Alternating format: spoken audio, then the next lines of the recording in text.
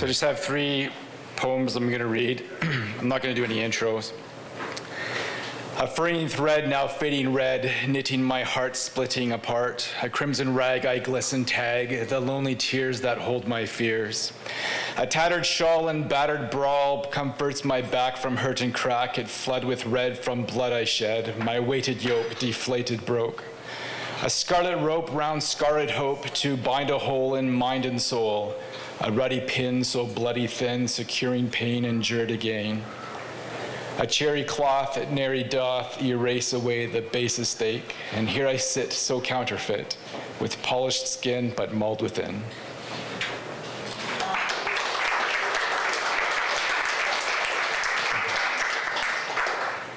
Yearning for learning, but nothing is stirring concerning the burning, the journey has halt. Churning and turning and swirling and whirling, discerning the hurting as church-led assault. Question the lesson or make a suggestion is seen as aggression, suppressing your sin. Lessen oppression and stop the digression, just standard expression and whitewash its spin. Lonely and coldly I'm sitting remotely, abandoned so slowly in shadows I wait. Holy unholy, now only a phony, and no one still knows me, a plateau deflate. Listen for bliss, I'm just missing the kissing of spirited fixing my paradigm shift.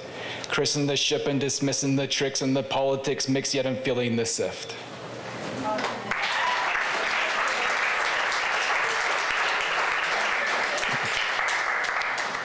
And my final one.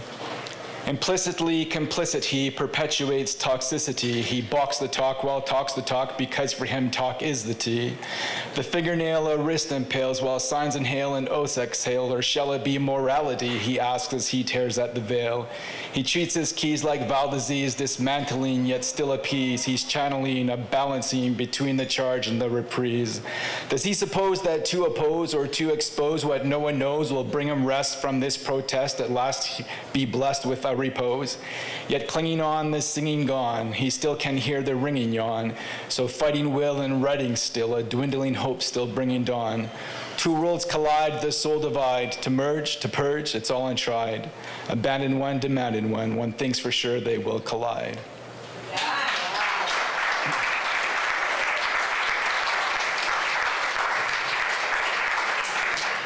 Not really new, but new to you. I brought a different poem in a different language. Won't read it. So I wrote this. To my friend and publisher, Dear Norman, you never showed up on that horse. Fine. As I elucidated previously, it was not for want of horses. I hear you're sharing your gifts with mutual friends. David, I miss Valentino. Where is Zhang? The amphitheater is full of garbage students and Yorkville yuppies. I hope Belinda enjoyed my little serenade. Condoms full of dust bunnies. I await thee in Crumble Snitch Forest.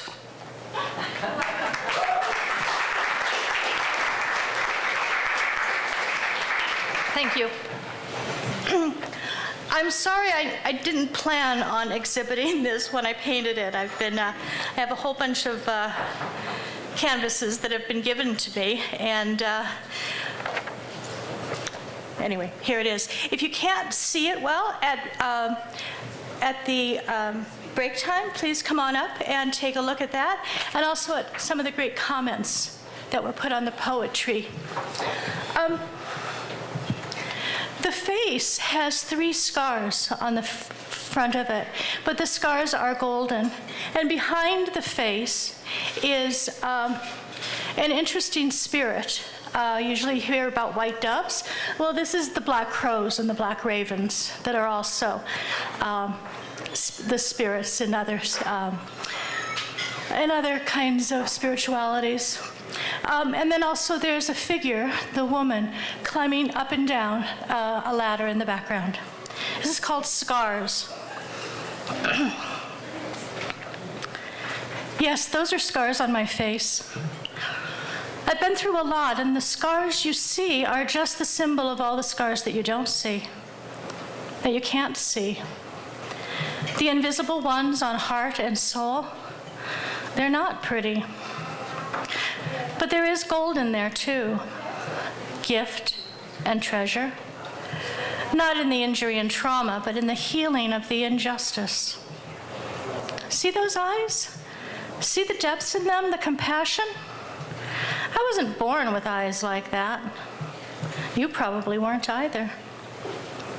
Being willing to see, really see what is around me and within me, has shown me the depth of pain around me and within me. I see so clearly that these people here, this young man over here and that young woman over there, they don't deserve the pain inflicted on them, the pain they live with, the pain that might destroy them. And seeing that allowed me to realize deep, deep down that I too do not deserve the pain that I hold either. The compassion that I feel for others taught me the compassion I need for myself. And I healed. Yes, I carry scars and they're not pretty. And sometimes they ache in the night.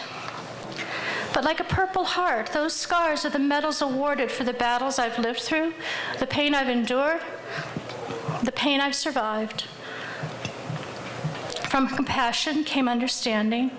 From understanding came wisdom, and from wisdom comes another depth of compassion. Deeper and deeper, or higher and higher, no matter which way I climb on that ladder, I move closer to the source of all love, all life. That has been the gift. The treasure of knowing love, light, life, the treasure of knowing each other, and you. Yes, I healed. And yes, I still carry scars. Life isn't always pretty. Oh well. But those scars, remember, are the medals awarded for coming out through the other side. You too, you know. You too. Survive, and then thrive.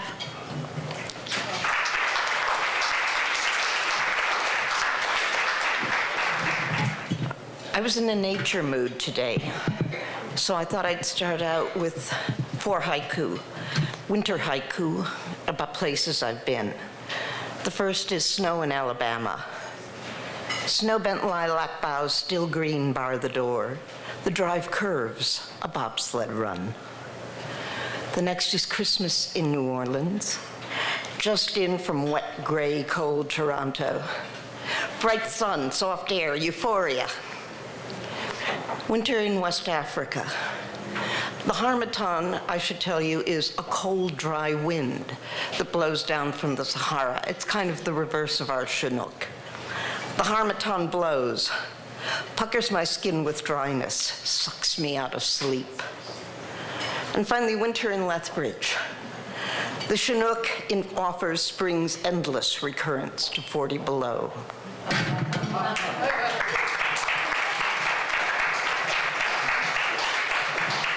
And now I'm going to read a longer poem about the sea.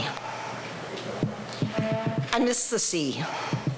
They say that the rolling, rippling miles of prairie grass are like it, but they aren't. They don't boil, crash in flying spume against the rocks, withdraw, leaving spiral shells, seaweed to pop, rounded, glistening stones, clouded fishing floats, twisted driftwood, water-worn glass on the sand where small crabs shut the scuttle, and the stilt-legged, long-beaked sandpipers stalk, bobbing and weaving, picking for snails and gnats and worms. They don't wet your skirts, even when you pull them up as far as decency allows.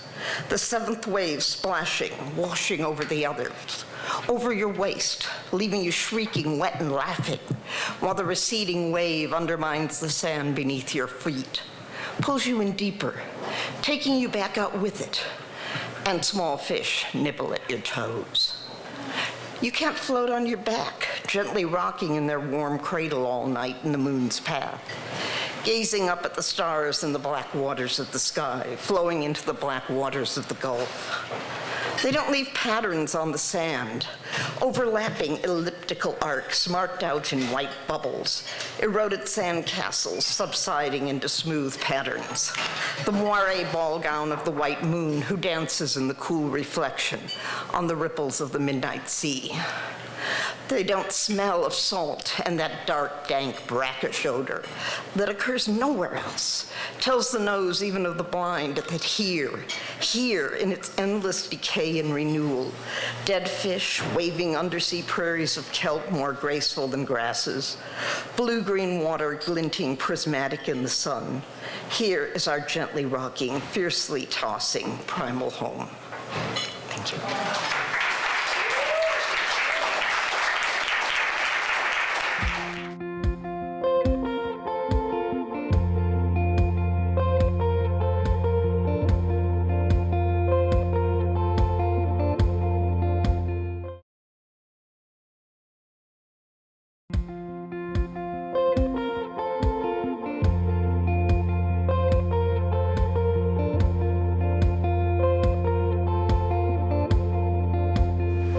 Hello.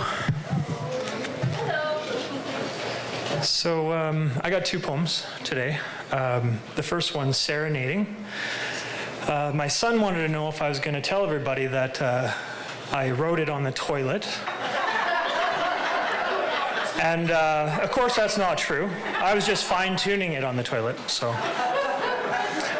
Thanks, Luke. Serenading. It's a sweetgrass serenade, singing up serotonin through the cavalcade and ramparts that I've been using to barricade my heart. It's a sweetgrass serenade, and I'm letting these sweet words slip off my tongue just like syncopated honey into a three-stranded braid of me and you and him to occupy those outer spaces. It's a sweetgrass serenade on our journey to the moon, and I wonder who is following me, because on our way back, I'm feeling the exodus of my past, you know, the part that no longer serves me.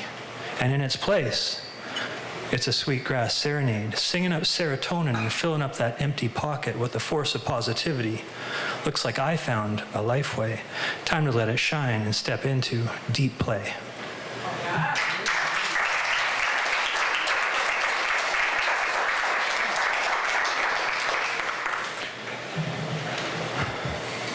This one's called Din. Din. Just din. Just one din. Seeking that good kind of din where I can sit and think again while sipping my dragonfly gin, letting that distilled infusion be my medicine and something not necessarily harmful to the spirit within. Seeking that good kind of din where I can sit and think, a remembering why kind of place. So I rode my old bike down to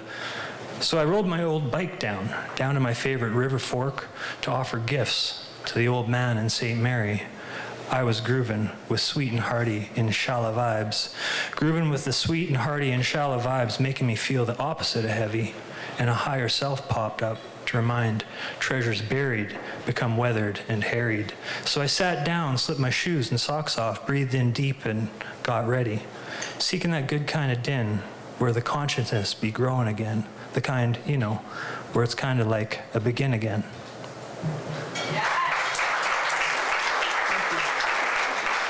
Thank you. Okay. Thank you. It's just two poems here, and I won't introduce them. You get the point. The Battered Wife's First Dance. I called the deer and sparrows to a Sunday feast as I scattered rose petals for the beasts. I called to life in the midst of death. I made the yellow petals dance in the arms of the winter snow as they both fell down to lay together to meet their end on the cold, bare ground above your freshly buried urn. And I shouted praise to God above and clapped for nature to come out now. I exchanged my dark gray morning clothes for a dancing dress, and I welcomed joy to my heart again. I summoned all nature to a communion feast. Upon your freshly covered grave, I called to life in the midst of death. I scattered yellow petals as warm as summer sunshine and did a dance of praise to God on a death-cold winter day upon your freshly covered grave. And I thrust the cloak of shame you hid me in over the bridge and into the river where the water doesn't freeze and the canoers perish. And I watched it sink from view. And then I knew I was still a fool, just like you said I was. I loved you then, and I still do. I screamed in grief and cried when they told me you were dead. And when they dug your grave, my blood ran cold and my heart went white. Instead, I felt like I had died. I was sad when they would not let me come to hear them praise you and pretend you hadn't beaten me. So I couldn't hear the lying preacher when he said, "It is my fault that you went mad, and you were right to bludgeon me," until my head was split and bled. I came alone instead. I hate them for killing you with lies. I hate them for hating me. They never meant to set me free. They tried to steal the scraps you left me, said you told them to, and drive me mad instead. I saw the mound of dirt and knew that you had found your freedom too. The beast that haunted you is dead and isn't coming back to find me or drag me to his bed. I am finally free, and so are you. Even if I still love you, still, I love you still. I love you still. So be it. Amen. The other side. My camera can't quite capture the magic yellow glow hanging in the atmosphere when the forest burns, or comprehend the gold in the low-hanging perfect moon on a cold February evening, just before the day has turned to night. The firelight reaches into the stratosphere as the day grows cold, and the future is nothing like my broken brain imagined it when I was desperate, poor, and sick, clinging with just one finger to the smallest hope, the only one that I could reach. But the result of not giving up is more than I could comprehend that it might be. Then, in the midst of my despair, I can finally see myself walking to the other side of the bridge.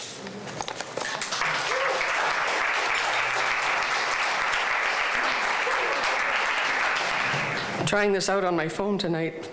I've got 3 poems with sort of a common theme. The first one is pretty dark, so I'm going to start with that one.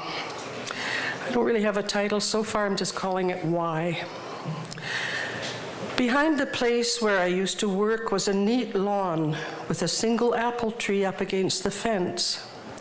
The tree was young, just 8 or so feet tall, but still in springtime bursting with blossoms, and in the summer laden with tasty red globes of fruit. One day I heard disturbing noises from the yard. Looking out the window, I watched in growing horror as 2 men with axe and chainsaw cut down that lovely little tree. "Why?" I cried inside. "Why are you destroying this perfectly healthy, vibrant tree?" I suppose I'll never know. For some reason, the tree was deemed dispensable, an inconvenience, easily erased. Thus it is with humans. Our hubris takes no account of inherent worthiness, telling us we are masters of all that we survey, perfectly justified in destroying anything we deem inconvenient and in our way. The Amazon is burning, not by accident, but by decree, an act of genocide against its so-called primitive peoples, not to mention all the other animals, birds, and plants, each with so much to teach us about life and living. Our greedy demands for more, so short-sighted and ill-considered, can have no outcome worth the riches some few will gain in their selfish disregard of life around them. Will we humans ever wake up? Will we wake in time? I wept for the little apple tree at its needless demise, just as I weep at our destruction of this planet, home to us all, human and non. No other creature would so soil its nest.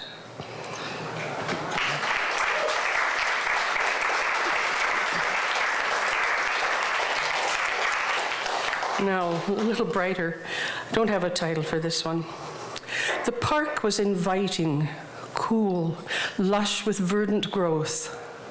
As I paused to take in its beauty, my eyes fell on a pair of flickers a few feet from me, nestled side by side in the generous grass, motionless as they considered my sudden appearing.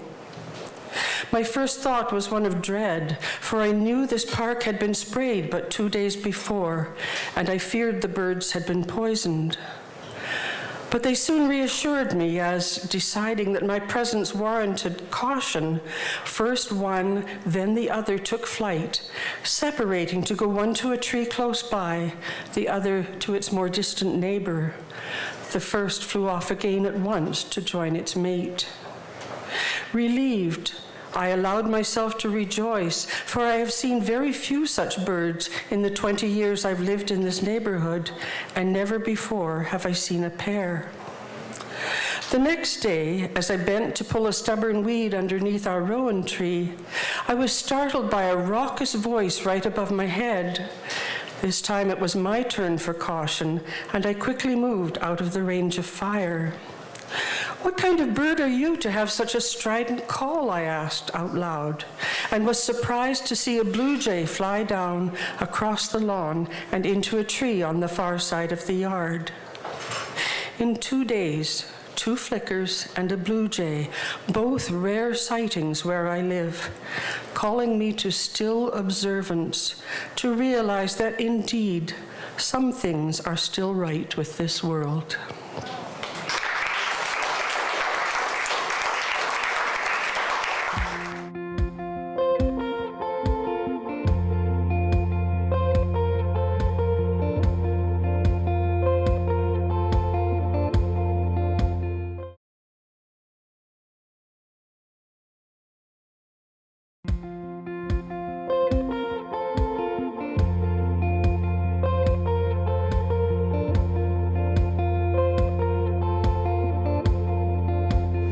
And now we have our in-house comedian, Sonia.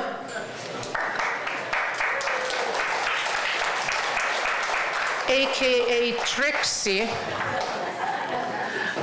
Who has seen Trixie? Put your hands up. Thank you. I think I made my point. Well, Trixie's in the can tonight. So, in the can. So her ugly stepsister, Miss Demeanor, is out tonight. Miss Demeanor is sort of the cynical, angry, kind of bitter, harsh sort of person. So I'll start out with my first poem by saying that we used to have a Siamese cat when I was growing up, and she would come and nuzzle up to you, and she'd lick your hand and then bite it. And this poem is about, we all have people like that in our lives. They get close and then they bite. So it's called A Prayer for Protection. Once again, I have stepped too close to the serpent's den. Even after being bitten again and again, I haplessly wander into the danger zone, seduced by the smooth forked tongue of the enemy. Help me to recognize the snake in the grass. Let me not be taken in by a calm, hypnotic gaze, or to be transfixed by the slow reptilian dance as the beast skillfully coils itself around my feet, slowly, silently poised to strike. Let me be aware of the blood-cold creature that seeks the warmth of a beating heart, whose intention is to incapacitate and paralyze with a kiss of deadly venom.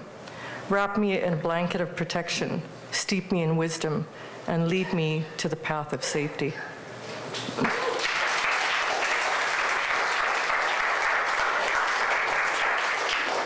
So this next one is just a little lighter. It's called Superpower.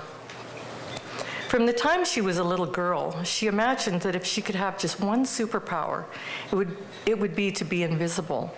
She could insert herself into private conversations, slip into restricted areas, spy on unsuspecting neighbors, and simply slip out, totally undetected, and no one would be the wiser.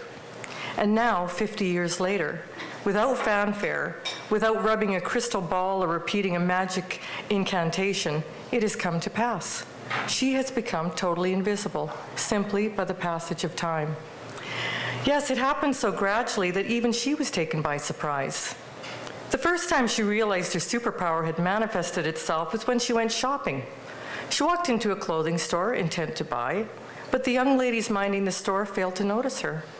They continued their conversation about last Friday's adventure at the town pub. She circled the store, tried on a few items, and slipped out, totally undetected, and no one was the wiser. Then a few days later at the local coffee shop, she stood at the counter waiting to order a coffee and a cranberry scone, when a sharply dressed Armani-scented man walked in, stood at the counter beside her, ordered and was served a cafe Americano. She stood quietly for a moment and realized it was happening again. It's as if I'm transparent, she thought, as she slipped out, totally undetected, and no one was the wiser. And then it happened a third time, but this time on her own turf. A young man walked into her business. She smiled and greeted him warmly, but he simply walked right past her, never breaking stride, eyes fixed straight ahead, and greeted her colleague, a woman half her age. Somehow the sound of her voice had failed to reach his ears. It's the damn superpower, she thought. Might as well take my morning break. And she slipped out, totally undetected, and no one was the wiser. What puzzled her most about becoming invisible was the timing of it all. With the passage of time, she was far more interesting than she was then. She had a patina of experience that could never be erased. She traveled the world, read thousands of books. She was a far better lover now than she was in her 20s, and she had an understanding about human nature that made her feel safe in the world and at home with herself. When she reflected on the ignorance of her youth, the power of invisibility would have surely served her far better then than now. Once a superpower like invisibility has been imposed, there's really nothing one can do to get rid of it. She instinctively knew that this superpower would just get stronger as time passed.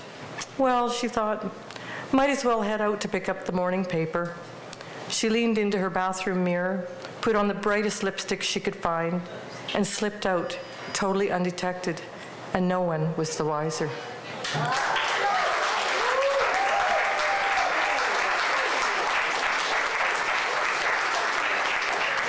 I don't have anything new, so I just dug into my little book and pulled up some old stuff. Neil and I have been to Hungary in 2003 and 4, shortly after the war in the old Yugoslavia.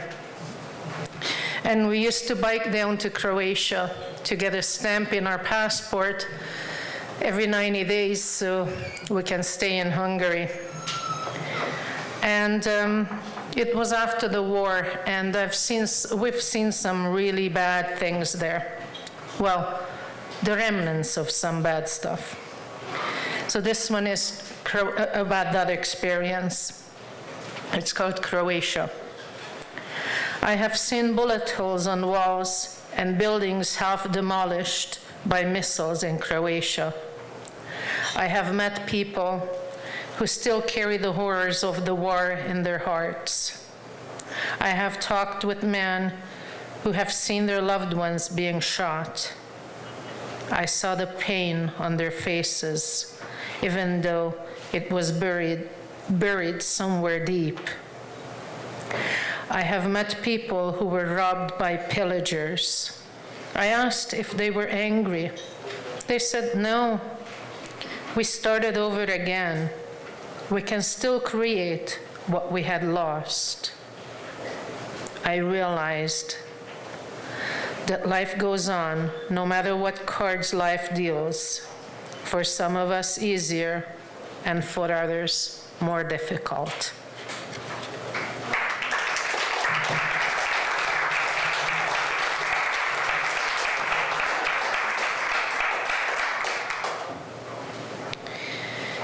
And now, one of my nature poems, Night Scene.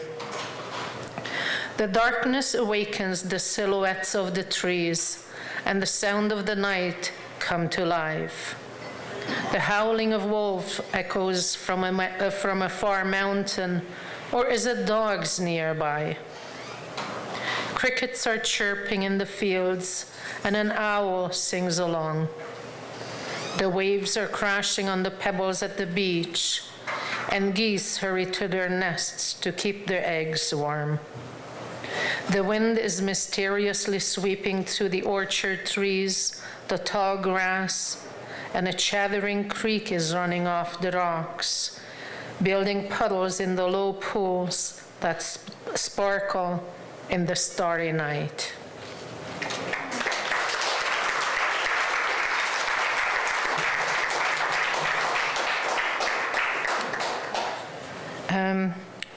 The next one is called Up High, and it's inspired by Jesse Cook's music. Does anybody know Jesse Cook? Oh, yeah. It was inspired by his song Fate, Parasol Reprise. Up high, where the eagles fly, is where you find peace, where time stands still and the trees are as old as the rocks. You can hear the wind sweeping through the trees and the sound of guitars from a distance. The eagles circle in the air as they mate, dancing and gliding up high. They close in on each other and land on a branch in their hidden nest. The guitars keep playing slowly and sensually. The sun is setting over the peaks, painting the sky for a few minutes until darkness comes. The moon and stars come up, and Mother Nature goes to rest. It is peaceful up here, where time is still.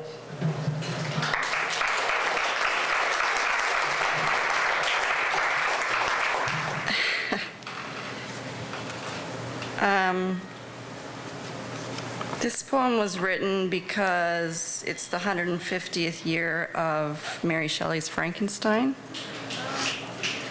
It's called Monster. I need your eyes. Scoop them out for me. So bright and alive, they will show me much more than before. I need your legs. Just chop them off. So strong and steady, they will take me much farther than before. Give me your voice. I wrecked mine when I stopped caring. So I will rewind time and breathe deep again. Your brain. I need your brain next to fill in the holes and the shadows carved out by abuse and ignorance. You should hear the things that I was told, the racist, sexist, ableist common norms that stained me. I gotta switch up that rubbish with hipster tolerance and representation. While you're at it, give me your liver, your heart, your age, your diet, your height, and your depth. The depth you stabbed me with when you tried to kill me. Tried to rid society of old monsters like me. Me and my entitlement, my fake news and fake tan. But I can't die. I can't even get sick. Drown me, crush me, incinerate me. My broken bones will snap back in place, and I will reach out and steal your parts, piece myself back together. You never wanted the responsibility or ownership or accountability. I'll leave what's left of you propped up in a chair, hooked up to machines, with the occasional lightning bolt zap to put life into you. Your eye sockets can stare out, the passive listener like you always wanted. Because man, if you had legs, you might have to use them. If you still had a voice, you might have to speak out.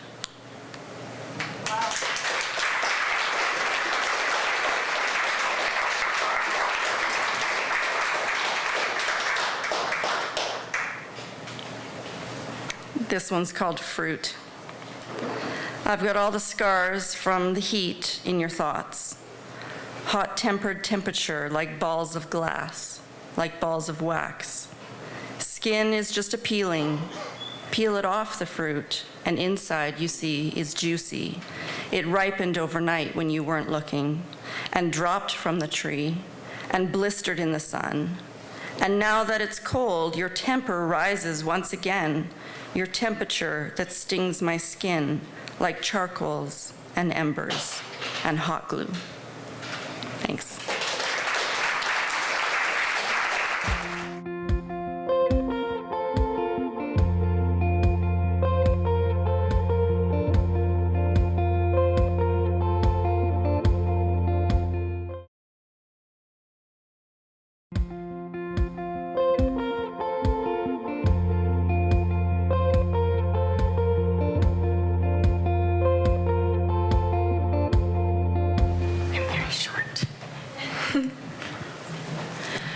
I call this first one dysphoria.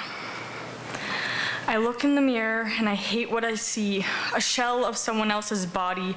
She just doesn't feel right on me. I hate that when I get undressed to bathe, the mirror is just low enough to see my chest, the part I hate the most. And no matter where I look, I have to look at it and I try to avert my eyes, but there's something else that reflects. My eyes land on it and I have to shut myself off and say, it's fine, because one day it'll be better. You know, every story I hear, people say that you were so relieved when they found out their gender, but no one tells you while you're looking you're scared. You feel squished and pressured, like trying to lift a mountain on your own. And when you see something that feels right, your mind traps you away and screams, what if you're wrong? What if all of this is a lie? What if you are just trying too hard and your body issues aren't even your dysphoria? You don't even have dysphoria. You're just trying to be special. It's all a lie. And if I try to accept my gender, why do I feel obligated to dress so completely like it? Because I want people to believe me. I don't want to be chalked up to some try-hard fag who's just being a transgender little baby who craves attention. Why do I fear being myself? I want to implode. My mind is falling apart. Am I who I think I am? Yes. But wait, are you still a girl? That word has been hurled in my mind since I was little, and that was my expectation. Because of all of this, I can no longer tell if it is who I am. Or do I cling to it because I'm scared? I'm scared that everyone will hate me if I told them I was something new. I'm scared that I will be wrong and people will be angry. I'm scared I won't fulfill my queer quota. And most of all, I'm scared I'll get hurt. Some people come from accepting homes, but when your father says trans are attention-seeking idiots and those of non-binary are just crazy, it makes you want to break down, to carry these worthless expectations, dance around gender like a ballerina, because what if he knows? See, no one tells you about the fear of leaving your old gender and walking into new territory. No man's land with nothing but your mind to survive everywhere. There's bombs going off, and you have to step slowly or you'll get shredded with shrapnel all around. But once the war is won, well, you're safe and sound. As long as you make it to the other side. It's not easy discovering yourself, boy, girl, trans or not, non-binary or gender fluid. Your road is who you are. Your road to who you are is never what you think. It's set out to be a sunset ride in a nice car along a beach. But it's not. It's a hike that's hard and long, limited supplies, and you don't know where you're going, being chased by the tiger of expectations, trying to figure it out and figure it out soon. Your journey could take a month or years, weeks or decades. Your gender identity may have come easy or not, but for us still looking, we are scared because looking is the hardest part. Your whole body is at war trying to understand and be something new, but too scared to leave the old shell, even if it feels so wrong. Whoa.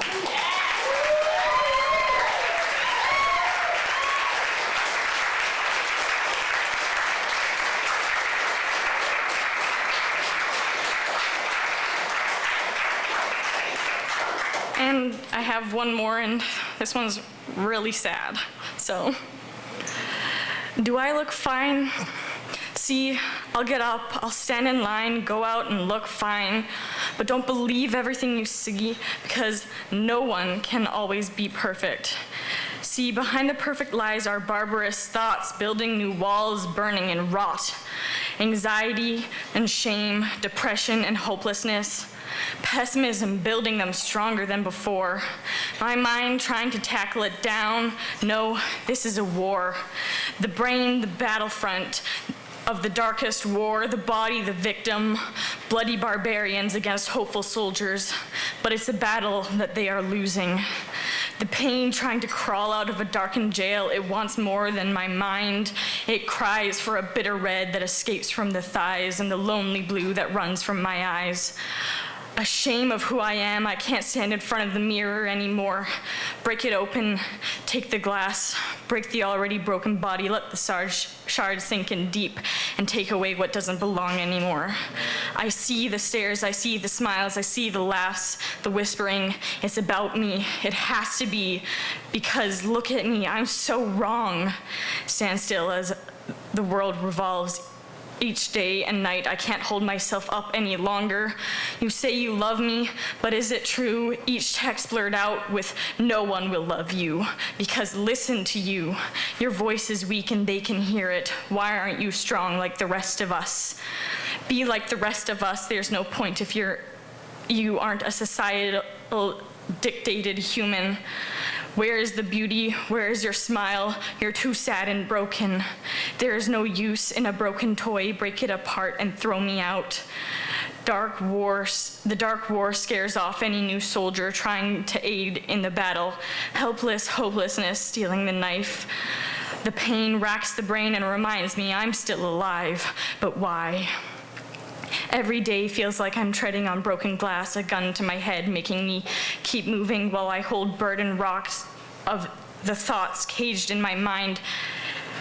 Explode and scream, you deserve this because you burden others with your faulty feelings.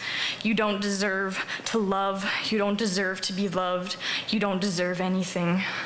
Listen to the words the artists sing, because as they fill your ears and race to your brain, they strengthen the mind killers. Destroy yourself one word at a time. Beat your body down, bruised and broken. Bite marks on your hands and bruises on your knuckles. Dark red lines streak your thighs. An overwhelming stinging plagues your eyes. And if you could scratch them out, you would. Get up. Brush off, make it to tomorrow, hide the pain you've caused, so when you're out, you look fine, because people can't know what goes on in your mind.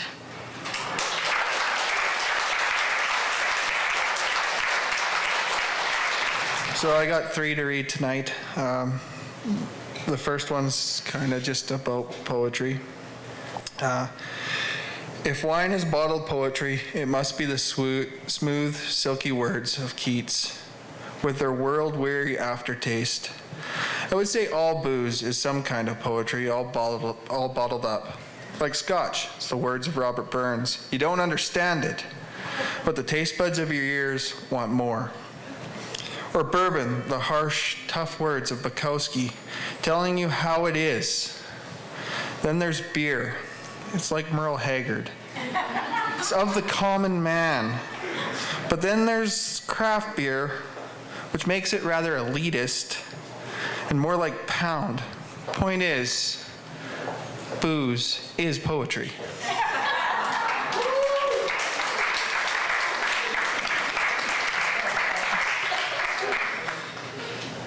This one I wrote kind of thinking back on my days when we were back rodeoing. I dream of the days on the road, the greasy truck stop cafe, where travel plans are made and the poems in our heads are written down. The dirty roadside campground showers where all the songs were sang at the top of our lungs. I dream of living in the days of wild-ass Bronx, scary, mean, big hump, high-jumping bulls, the ones we dreaded out of the Louisiana swamps. And I ask myself, what do others who never had that life dream of?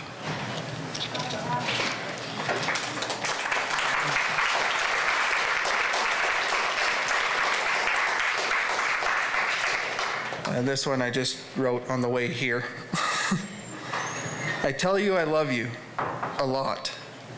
I do it because I feel inadequate. So I tell you, so you know what is in my head. See, I've always felt like not enough. I hate mediocrity, but I've always been average at everything. In fact, the only thing I've been exceptional at is being average. At least until I stumbled into love with you.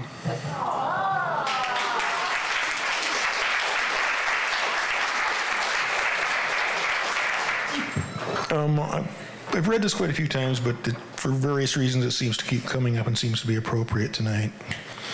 This is for an old friend of mine, Marie Little, out in Vancouver, who for the last since she came out after she retired, has spent a lot of her substantial energies working in the trans community out there.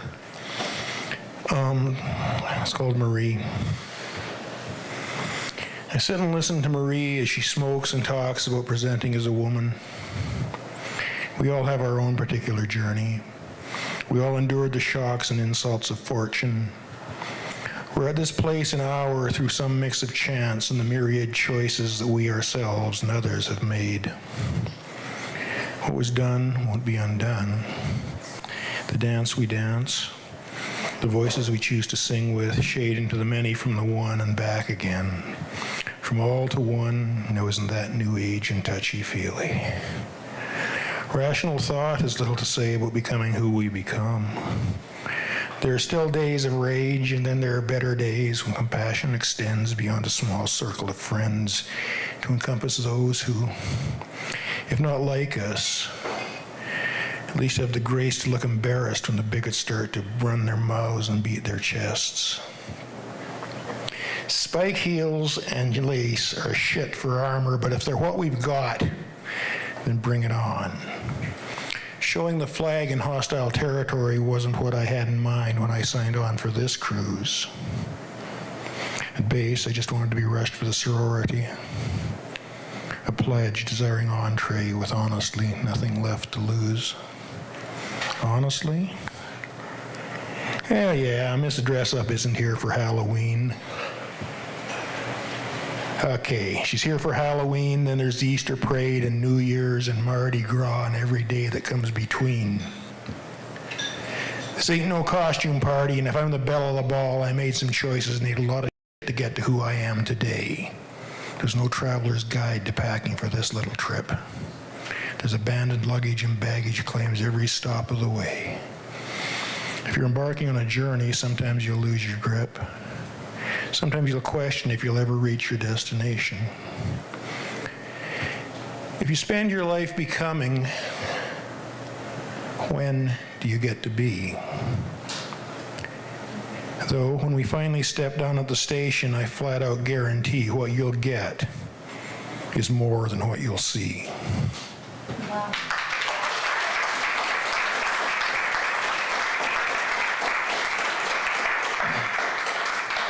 And this is an old poem. She got the ocean and the easy winters. I took the sky in sudden spring. Which of course, we both broke and ran for home, bearing with us the splinters of affection, awakening to the sting, a trace of blood where memory bit. There was no way to card and comb the twigs and leaves, the dead brown roses out of the raw and worked stuff from which I'd spin and weave the whole cloth I could cut to suit a whole new me. I would strike poses, bear up manfully before the rough uses of adversity, refuse to grieve, play it close to the vest and cute. Let my audience intuit I'd been dragged naked and mass backwards through the briar patch. Well, that was close enough. It really was. Even now, the broken thorns still work out from underneath the skin I can't quite shed. The barbs and needles in the cloth still catch and claw. Residual affection still sometimes draws a twinge, though I'm long through with doubt. I can't say how it was with her. I never could.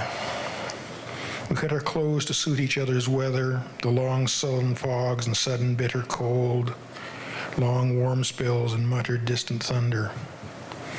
It was a stage and we dressed the part, stood on our marks and mouthed the words. Whether or not we knew our lines, we caught the sense and sold the script, sought nuance and subtext under what was, after all, a rather hackneyed plot. This is all in hindsight, long after the fact. Metaphors of thorns and weather and the stage. Words to freeze and numb the present pain. The pain was gone, and easy words replaced the thought. Words make memory, and memory distances the fact. Rough cloth, the idea of roses, images to assuage present and remembered hurt. The images remain. Thank you.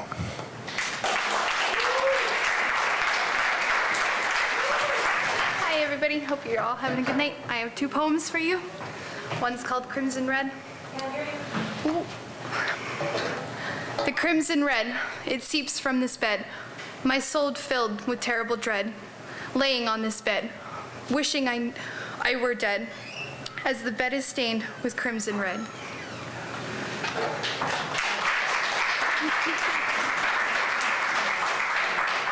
This one doesn't have a title. I have truly met my match, as our souls intertwined and danced. I felt my darkness was softly touched by his hands. I have found this demon that plays well with my own.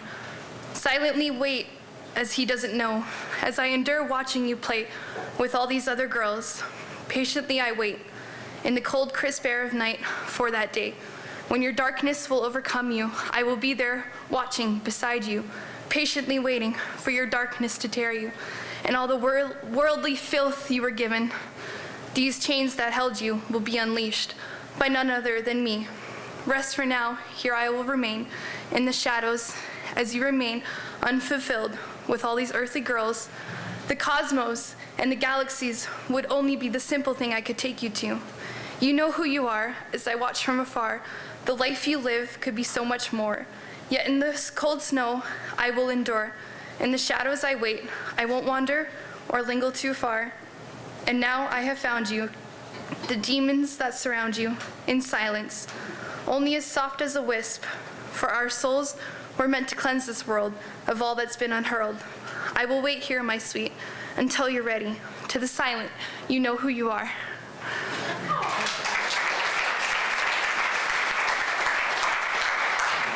Okay, I was waiting for my sister, and she was here for the 1-year anniversary, and I really wanted to be here. But when Terry invited us to write a poem to celebrate the 1-year anniversary, I immediately got right to it. And then I was in Montana and couldn't be here. So this evening has been rich and deep and meaningful, and I hope my celebration of owl poetry will touch on that. Owl poetry. A penny for your thoughts. A few bucks for the beer. We love owl poetry. To us, it is so dear. Jill, a wordsmith who reads with eloquence, and she enunciates with such magnificence. Cat. Where's Cat? Cat paints for us a picture. Her canvas, vibrant strokes. Her poetry is so vivid. A clear image she evokes. Jessie, I wish Jessie was here tonight. Jessie, from memory, busts us up. His humor is a must. And Sonia? Well, Sonia is hilarious. There's a very lovely girl who comes, and she's usually wears, what's that called? Anyway, she usually wears cover-up East Indian, I think. Her name is Selma Kabar. If you see her recite her poetry, it just moves you. So Selma Kabar exhibits love divine. Her trust and her beauty makes her poetry shine. And Terry Lynn LeBlanc's prose of mind and body pain rivets us. Well, her silky voice falls like gentle rain. Carrie, Carrie. Carrie. Her descriptive mastery is enchanting. She holds us spellbound in her palm. Then she flips us over with an ending to disarm. A penny for your thoughts, a few bucks for the beer. Owl poetry. We love owl poetry. To us it is so dear. New poets, seasoned poets, hostess Terry Platts welcomes all to reveal what has them so perplexed. Some speak of nature, some speak of lust. All speaks to what matters deep within their bust. We laugh, we cry, we ponder, and we wonder why such cruel things happen in a world of such splendor. Our poems speak of this with reflective candor. So come tell poetry. Maybe have a beer and listen to some poetry. Perhaps, if you're inclined, participate with poetry you hold dear. Thank you.